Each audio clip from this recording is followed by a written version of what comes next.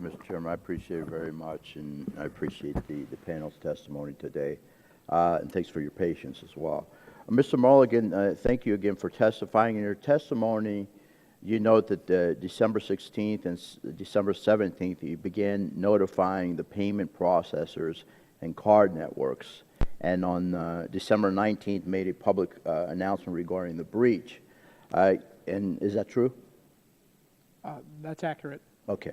All right. Given that 47 states, as well as the U.S. and the U.S. Territories, have developed data breach notification laws, often with different requirements, standards of harm, and definitions of personally identifiable information, did you or your company find it difficult to navigate through these different standards? Our focus, once we realized the malware was on the system, we had two parallel tracks that we were pursuing. The first was to shut down the malware and then assess what it was doing. And once we verified that it was taking payment card information, we wanted to notify the processors and the brands so that they could begin their fraud detection, fire up their fraud detection policies. The second path was on providing public notice as soon as we had the scope, we had actionable information for our guests, and had built the resources to respond what we knew invariably would be significant call volume. Well, again, I want to ask the question, was it difficult to navigate this process since, 47 different states have different laws, and I know you are everywhere around the U.S.? It's my understanding that the majority of those state statutes provide for broad public disclosure. We provided broad public disclosure on the 19th. As I'm sure you know, we were on the front page of every newspaper on December 20th, and so that was our approach. We also provided notice to 17 million guests by email for the guests that we had. Okay. Should there be, in your opinion, a national standard with regard to notification, notifying customers?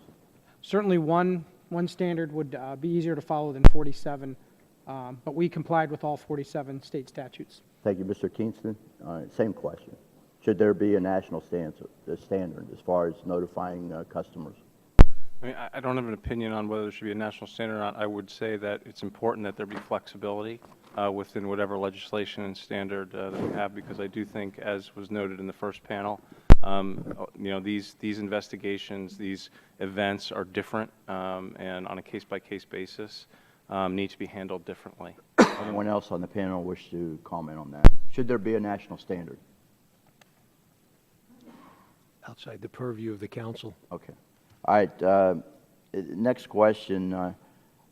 In 2015, liability for fraud losses will be to shift from card issues to merchants. Mr. Morgan, you said you're accelerating chip technology for Target's red cards. Do you believe the switch to chip and PIN can save money in the long run? We have been advocates to moving to chip-enabled technology and chip-and-PIN technology over a long period of time, and while it certainly doesn't resolve all the issues, it is a significant step forward for our industry in ensuring that that data is safe. So we have been proponents. We are in the middle of rolling it out. We have 300 stores already deployed with guest payment devices, what we call where you read the cards. We will finish that by the fourth quarter of this year, and early next year, all of our credit products, the payment products we offer, will also have chips embedded on them. Very good. Will it save money in the long run? We believe so. All right. Very good. Mr. Kingston?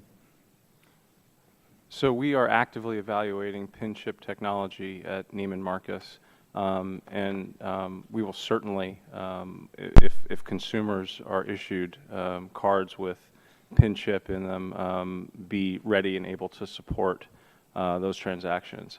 In addition, we are also looking at other technologies that can also protect Neiman Marcus consumers that shop online. We have a very robust online business, which PIN chip doesn't necessarily address, as well as the growing trend for mobile payment transactions. So we believe that while PIN chip technology is certainly going to enhance security, that there are other solutions out there that we also will evaluate.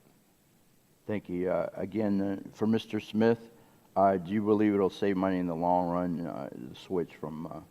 the switch to chip and PIN?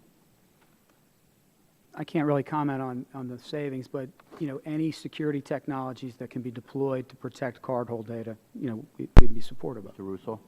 I agree with Mr. Smith. Certainly, it'll be yet another layer of security that's important. And that's our priority. Thank you very much. I appreciate it. Thanks for your questions. I yield back.